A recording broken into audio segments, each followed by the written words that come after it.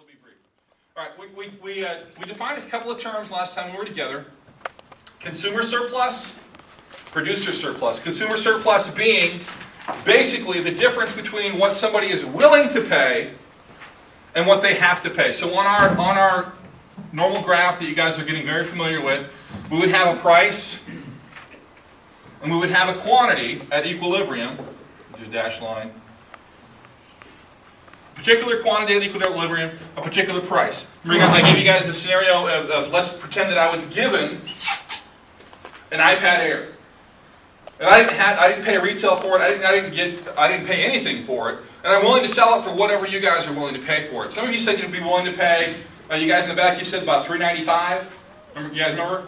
Okay, Roy. All right. So as high as $3.95, but we settle somewhere in the middle. And I'm willing to take this much for it. So whatever you were willing to pay, and whatever you had to pay, you get to keep the difference. That's consumer surplus. Cost somebody to produce, including some profit for themselves, versus what they're able to sell it for. And the difference is whatever they get to keep. The price that they get versus whatever their cost was, whatever they get to keep. This money benefits society. Okay? I didn't have to pay $400 for an iPad Air. I got it for $250. Hot damn it, hallelujah. I got $150 now I can spend on something else in the economy. And everybody benefits because now that $150, I can spread that around somewhere else. Does that make sense? And Lamine is going to be the store owner. Okay? Just go ahead and take the box. What we're going to do, we're going to have Little Debbie Cloud Cakes for sale. And we're going to use cash. Cash is good. Okay, so we're going to, there you go. All right. All right, let's pretend for a second. Little Debbie Cloud Cakes are $5 a piece. Okay, 2 for 10. 2 for 10. So how much money do you have? 10. You have $10, okay? How much money do you have? 10. 10. Okay, so how many cloud cakes are you going to buy? You're going to buy one? Are you watching your figure? Okay, all right. He's an athlete, he's watching his figure. This is good, all right. How many are you going to buy? 2. You buy 2 because it's breakfast time, right? Okay, and Lamine says thank you for the money. Excellent, all right, good deal. All right, give the guys a hand. I need 2 more volunteers. You can have your clock. You want another one? Oh, no. Thank you much. Oh, okay. You're done for now. Give them a hand. We're going to illustrate something here. Enjoy your breakfast. And you're still a store owner. Okay, you're still a store owner. All right, can I get you 2? That's your money. Okay. All right. Now we're going to impose a tax. Now we're going to impose a tax. Okay.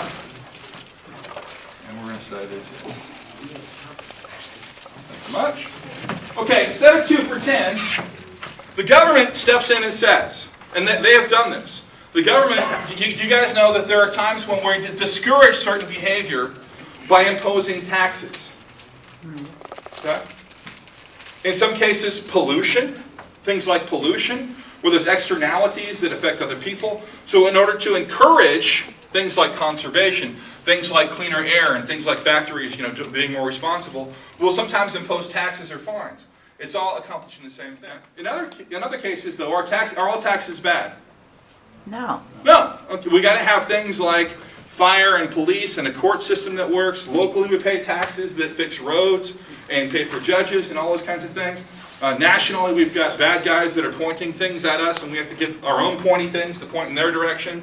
And those are a little humor there. But those are some of the reasons why we have tax, and it's a good thing. So, real quick. So let's impose a tax because Little Debbie Cloud Cakes or Twinkies or whatever you want to call them, are they really the best breakfast food?